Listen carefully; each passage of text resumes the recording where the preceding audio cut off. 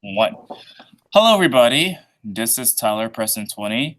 Today, I'm with a special guest. Her name is Faye the Gracious. She is from the United Kingdom. She's an ex-Muslim, and we're going to talk about her experiences in Islam and, of course, how she left the faith. How are you doing? I'm doing great. How are you? Fantastic. I guess the first question I want to ask you is, how long have you been a Muslim, and what denomination were you a part of?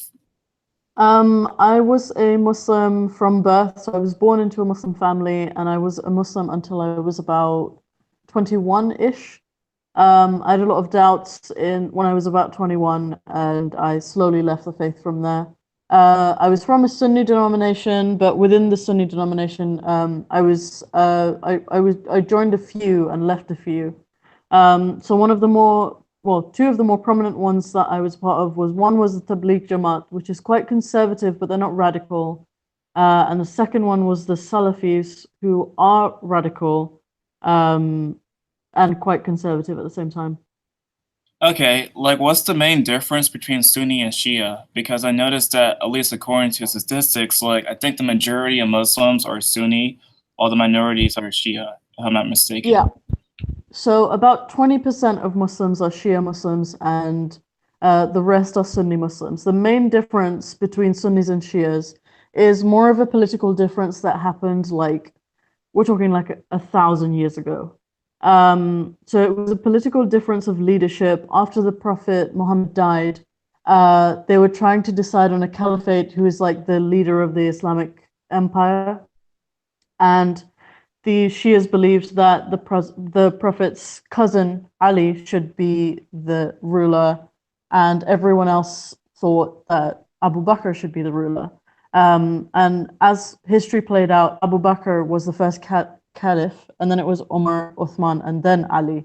And the Sunnis and Shias have had this disagreement since then. There were a lot of wars, a lot of really bloody, like really like brutal massacres we're talking about. And that's just how it's transpired. So that's the main difference. They do have some smaller differences, like the days that they celebrate, the ways that they pray, what they accept as part of the prophet's speech and what they don't, but that's the main difference. I remember seeing an image before. I think it was like not Sunni, it was Shia, and I think they had this Mm. festival where they basically hit themselves with a whip or something and they bleed themselves. Is that true? Yeah, so that festival is called Ashura, and that's the day. It's like the anniversary of one of the Prophet's grandsons passing away. And the Shias really respect the family of the Prophet, and that's why they hit themselves to commemorate the massacre at the time of the Battle of Karbala, which was the massive battle that we're talking about, and also the death of the Prophet's grandson.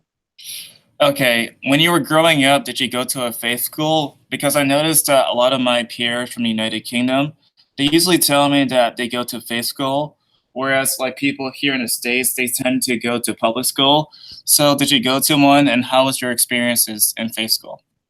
So when I was in like elementary school, I went to a public school. My family weren't very religious when I was that young, but as I grew older, when I went to secondary school, or I guess you guys would call it junior high, or middle school, I went to an Islamic school, yeah.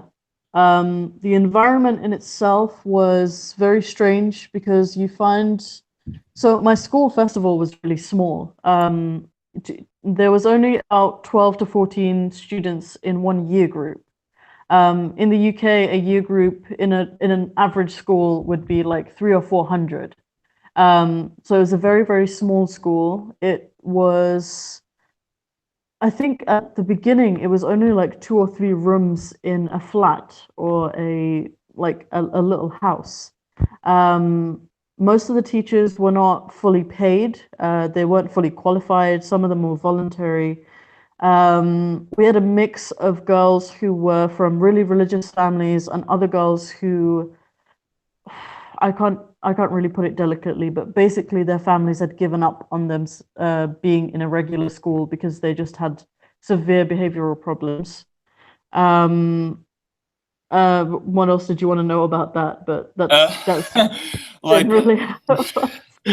like when you were going to the faith school, like did you experience anything strange? Like did any Muslims in the classrooms have strange beliefs like about LGBT people or evolution or that kind of stuff? Oh, not just the students. Okay. It's the school itself. I mean, we were taught that being gay was wrong, that it wasn't natural. We actually had, I think I posted a thread about it today, quite briefly, but when we were doing sex education, most of it was just telling us how homosexuality is immoral and it's wrong and it's not natural. I remember my science teacher drew two puzzle pieces on the board. And you know how puzzle pieces are. They have the curved edges that go inside, and they also have curved edges that go outside.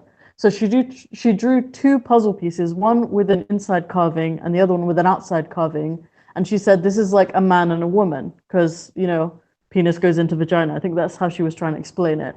And she then drew two puzzle pieces with just curved insides and two puzzle pieces with just curved outsides. And she said, this is why homosexuality is wrong, because there's nowhere for anything to go, basically. Yeah. Wow, that's that's interesting. It's kind of funny you mentioned that because more recently I heard in news that I think in Birmingham that they had protests against the schools because of this stuff, right? Yeah. It's ridiculous that that's still going on.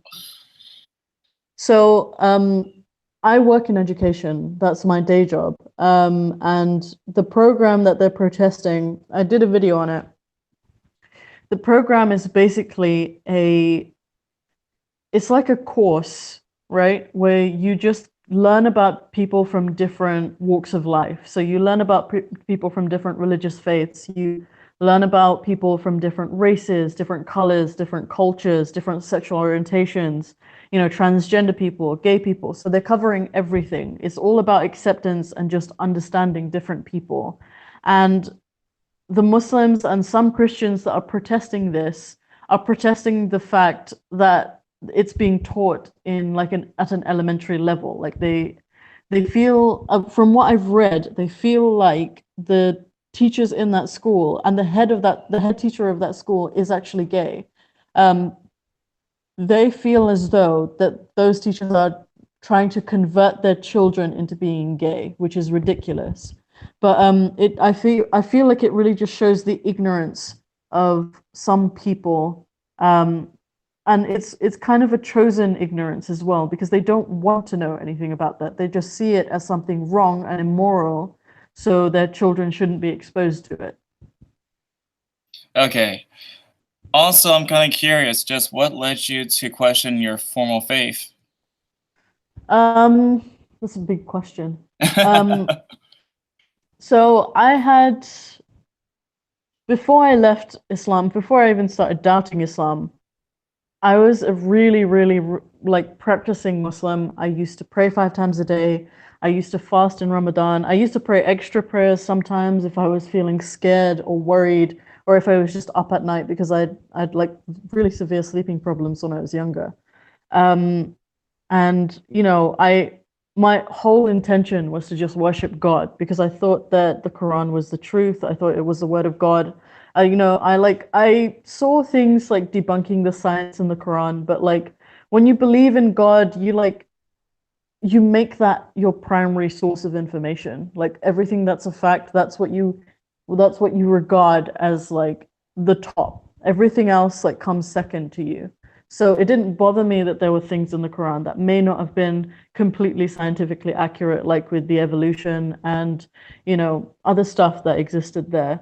Um, but as I was getting older, I had like a lot of faith-based questions. So what was the nature of God? What was the nature of his angels and his prophets, and what were all his revelations and things like that? And an aspect of faith, or rather a pillar of faith in Islam, is to believe in predestination, or like in a layman's term is like destiny. It's belief that God knows everything that you're going to do. From the day that he created you, he knows every single step you're going to take, every single action you're going to make, where you're going to die, when you're going to die, where you're going to end up after you die.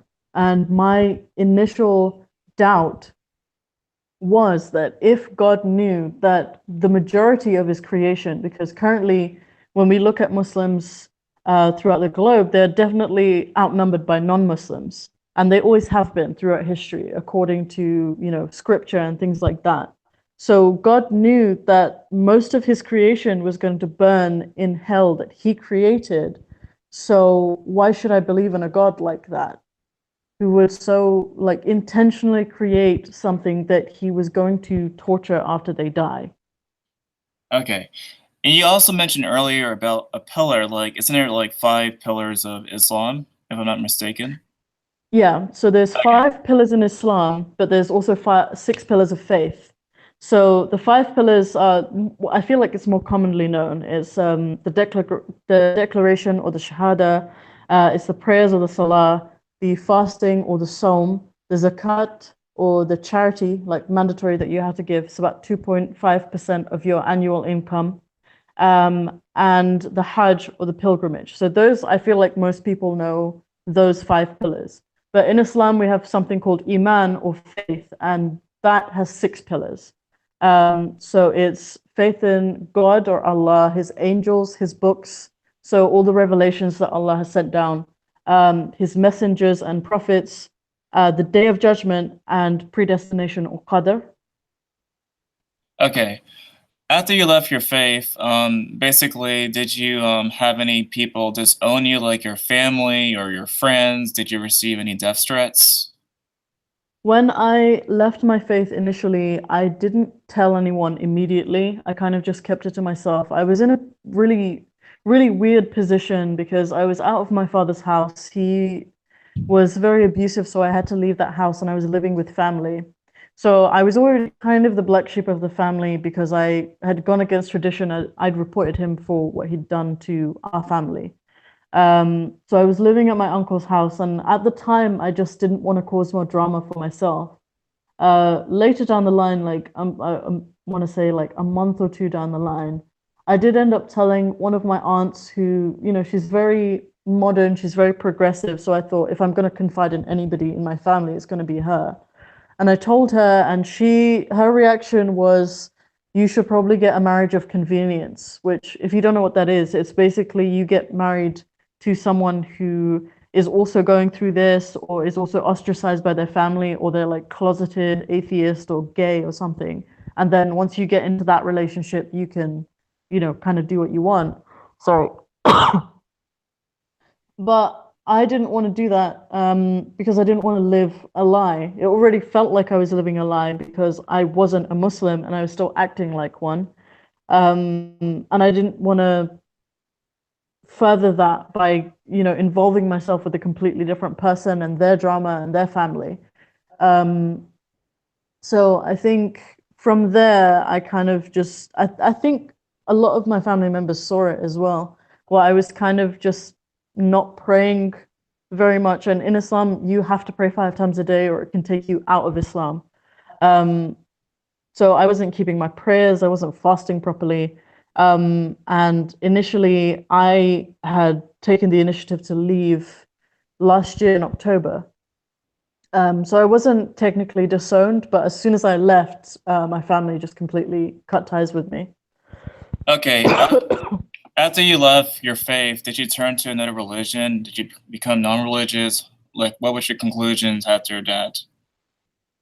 After I immediately left my faith, I feel like I still had a belief in God, but I just didn't care about him. I was just angry at him. Now, I'm non-religious. I'm completely non-religious. Would you say like you're like, I guess, if I were to put a label on it, like atheists or something like that? Yeah, I describe myself as an atheist, but I don't really trophy that label because I feel like a lot of people view that term negatively. I tend to call myself non-religious, if someone asks. But yeah, I guess technically I would be an atheist. Okay. Like, What kind of quotations in the Quran that led you to, question your faith? And what do you think about Muhammad now that you left the religion? So with the Quran, the verses about hellfire used to scare me a lot. Like I could not fathom someone creating life, like a mother giving birth to a child, and then creating like a paradise that was meant to be better than anything and everything you've ever experienced, and then also creating a hellfire which is more painful and more traumatic than anything ever seen. Um, so that would have been my initial um, thing with the Quran. Like I feel like a lot of people pick out scientific flaws, grammatical flaws, language flaws, and stuff like that. I didn't really care about any of that. It was more the nature of God and how cruel he is to everything that he's created. In terms of Muhammad, before I left Islam, I used to think he was the perfect man, but I definitely had doubts even before I left, with the fact that he married a child. He conquered tribes, decimated a Jewish tribe, um, and things like that. And he just seemed very aloof, like very proud of himself. That he wanted. Like I was talking about this to one of my followers on Twitter, that he just seems this need to be praised constantly, like as if he isn't the perfect man. um because Muslims, when they say his name, they have to say peace be upon him or sallallahu alaihi wasallam. And they have to say that whether they say it or they hear it, but it's as though that he was unaware that he was the perfect man, but he's said that he's the perfect man. So I don't know. This Hmm. just the character of the guy just seems weird. Right, right. What do you think about the hijab? I noticed that in the West, like there are some people, like I guess Linda Sarsour, who basically like to use that symbol as part of the Women's March, while there are other activists in the Middle East who are against it. What are your thoughts about the hijab and other symbols of Islam for women? I think Linda Sarsour is very, very confused, first of all. She seems to trophy Sharia and then also fight for abortions and LGBTQ rights. And I don't, I mean, I don't know if I'm allowed to swear on your channel, but I don't fuck with Eh, that. Like, it's okay. It's okay to swear. I don't care. okay, but I don't fuck with that. That's confusing because abortions are haram, being gay is haram. Pretty sure gay people are stoned to death according to Sharia if they're like out being gay. Um, yeah, I don't fuck with that. Um, but yeah, I don't know. But like when I was a Muslim, this is what I viewed about the hijab. Like I've heard a lot of things about the hijab while I was a Muslim. Now that I'm not a Muslim, I feel like a lot of people trophied the hijab as like a symbol of feminism. Um, and it simply isn't. It really, really isn't. Because the hijab, like I came from a very conservative sect of Islam. I mean, different people view the hijab in a different way. Like if I ask you what is the hijab, what do you think it is? To me, it's like a symbol of oppression. No, but like what does it look like? I would say, I would say like something like a ninja. What's that? What does it cover is what I'm asking you. Okay, like your face, basically cover your face. Okay, so that's what you're talking about there is the niqab. So the niqab covers your face. Okay. The hijab, a lot of people think that it's just like a head covering. You just cover your hair and your shoulders and you're good. Um, but the hijab, according to classical Islam, is to cover everything, every single part of your body, except for your face and your hands. The niqab is something people wear optionally. It's not necessary to wear it, but it's good to wear it. Um, Now, the hijab has a lot of different things attached to it. First, there's like the regulations of the hijab. If you don't meet the criteria, it's not acceptable. So it has to be opaque. It can't be like extremely colorful so that it catches your eye. It has to be loose flowing so that I think someone I used to go to like Islamic school with said that if you wear hijab, it has to be so loose that a man can't tell how many limbs you have underneath it. That's how loose it has to be. Um, and there's other regulations to it to make sure that you are literally just like a walking box. Like you're not meant to be recognizable as a symbol of beauty. You're not meant to have any ornaments. You can't wear perfume to attract men. They can't be attracted by your scent. The way you walk, you can't walk really loudly. You can't have any clicky shoes so that men can hear you coming down the street. Or like have really loud jewelry or bangles. You have to walk on a specific side to the road, like as close to the buildings as you can, so that you're not like in the center of attention. So this all points to just being unseen, completely erased from society. Women are also encouraged to stay at home, but obviously in this world where the economy is like completely collapsing, that's not feasible. So that's the regulation for hijab, is that you are essentially seen but not heard. Like you're not meant to have any relations with men. You're not meant to talk to them. You're not meant to shake hands with them. You're meant to be kept completely separate from them. So I don't know where the narrative shifted to say that it's a symbol of femininity or feminism, because it's not. It simply is not. Like I see people dressing up the hijab on like magazine covers, and the thing with Sports Illustrated where they did like the burkini or whatever. That's not a hijab. She's just wearing an outfit. That's not a hijab. Um, and I'm not mad about that. That's fine. If you want to accept that as part of your culture and you want to dress that up, I don't care. It's more power to you. It's not a symbol of oppression if you're doing that.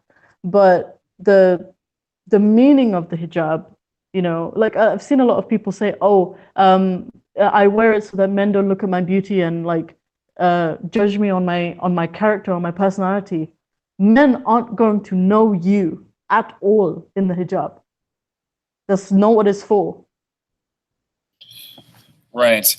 As far as this debate about Islamophobia, there has been people, of course, like debating, well, is it a real thing? Is it not a real thing? Do you consider criticism of religion to be to be racist? And do you think that there are people who are actually like anti-Muslim bigots, people who are actually against Muslims because they're Muslim? I've seen this debate, and yeah, I do think there is bigotry against Muslims. I mean, I used to be part of that community. I still interact with that community, still have Muslim friends, still have Muslim coworkers, still have Muslim doctors. They're part of my community. I live in London. It's a very diverse city. You have to interact with everybody. I think the labeling is wrong because you should be free to criticize religion. I feel like every other religion is criticized, also by Muslims. But for some reason, Islam is like in a protected category where you can't say anything bad about it. I see bus adverts with Quran verses, and I'm like, okay. Um, it it's become really silly. It's become really silly where people's words and people's thoughts and people's actions and how they carry themselves has become completely policed, and I don't like it. I'm of the opinion that even if something is offensive, it should be said, because if it's kept inside and it's left to fester, that's not healthy for A, the person, and B, that person's going to find a community so that he can vent that because he's not allowed to say it out loud. If somebody airs their issues about something, like if a racist was to talk about his, thing against black people, I feel like we'd be able to sort it out better than if he's, just silenced and nobody's talking to him.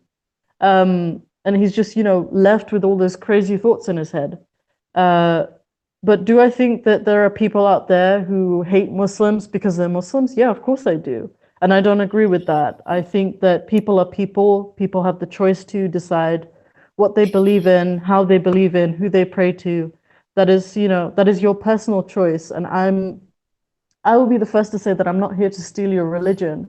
I'm just here to raise awareness to this other thing, like the whole thing with ex-Muslims, and how it's so normal for Muslims to oust their family members, their children from their homes, to abuse them, to verbally and physically abuse them, to neglect them if they no longer want to practice, or if they're gay, or if they if they're transgender or something like that. I think it's ridiculous that people are like that, and that's what I want to build awareness to. Okay. And what do you think about, I believe it was a Muslim group, it was in Wales, who recently started, not Wales, but Scotland, who recently went to, I guess, the major parties in Scotland and decided to also use the definition of Islamophobia. What do you think about that? I think they recently, I think someone put forward, I've forgotten which party it was. At the moment, I haven't really been following it because honestly, the news depresses me sometimes. Right. Like seriously, sometimes I just switch it off. I just have to be completely like shut off from it because it gets too much. But a recent definition had been submitted to Parliament, and it was rejected because it was ridiculous, and it limited the freedom of speech against Islam. And I think somebody cited that. You're right, somebody cited it somewhere in the UK. What I think of that definition personally is that it's ridiculous. Religions, ideas have always been criticized. It doesn't matter what it was. Like even if you wanted to talk against democracy, we live in a democratic country, right? Even if you wanted to talk against democracy, you can do that. You want to talk against about fascism, you can do that. Socialism, you can do that. You can talk about any idea, but for some reason, Islam is in a quote unquote protected category. Like people really become skittish and sheepish when we talk about Islam because it is I think it's the fear that we're not talking about something that's like normal to us if we're talking about Islam. It's like we're offending brown people, and that's something we shouldn't do. But Islam is bigger than that. Islam is an idea. It's conquered the hearts of and minds of so many people, and I feel like any idea should be criticized. Okay, my final question for you is what do you think about the concept of reforming the faith? I know that there are people like Martin Nawaz who wants to reform it. What do you think about that aspect? Islam is going to be a very difficult religion to reform if someone out there wants to reform it. And the reason for that is that even minor sects in Islam, so the major ones we've already discussed as Sunni and Shias, but there's a lot of smaller sects within Islam, like the Ahmadis, for example, who have another prophet after Muhammad. And they are persecuted everywhere in the Islamic world because they're considered like heretics. They're considered people who have changed the faith. And Muhammad made it very, very clear that he's the last prophet, that his message can't be changed, that it's the last message and it can't be changed, and no one should come after him to change it. He has sealed the exit, so apostates are killed if they leave Islam. And there are a lot of people going around saying that apostates aren't killed under Sharia. They're given 3 days to change back to Islam, but they're still killed if they don't accept it. And yeah, that because of those problems, because of these problems of we can't change it because it's the last message of God, and because of the hold that it has on people, that people are so scared to leave because of what their families will do or what their country will do. If you're in one of the 13 countries that actually does kill you if you leave Islam, it's become very difficult to change anything in it. Majid Nawaz is doing a fantastic job, I think, of exposing a lot of things about Islam that a lot of people will not talk about. However, Muslims don't really take him seriously. Like we in the ex-Muslim community and we in the progressive community, we do take him very, very seriously in what he does, and we appreciate what he does. However, most Muslims look at him as though he's like Illuminati, like he's just a conspiracy that the government has created to take down Islam, you know? So that's the problem. I think that there's definitely a hope in reforming Muslims. So as I said, like people are dressing up hijab, using it as a fashion symbol when it literally does not make sense. But in terms of actually reforming Islam, I don't have much hope for that. I do have hope in educating future people, future Muslims, in making Islam more progressive and accepting. But Islam itself, I don't think it will be, at least not easily, reformed. Okay, ladies and gentlemen, this is Faye the glamorous. Wait, glorious? Well, I forgot already. Oh shit, I forgot. Faye the Gracious. gracious. Faye this is Faye the Yeah. gracious. Okay, if you want to research social media, what's your accounts by the way for your social media? On Twitter, I'm Angus Spread Thin, and on Instagram, I'm Faye_Rahman or RAHMAN. I have a YouTube channel, but you can find that on my Twitter bio. Okay, thanks again for coming on. I really appreciate it, and I'll talk to you guys next time.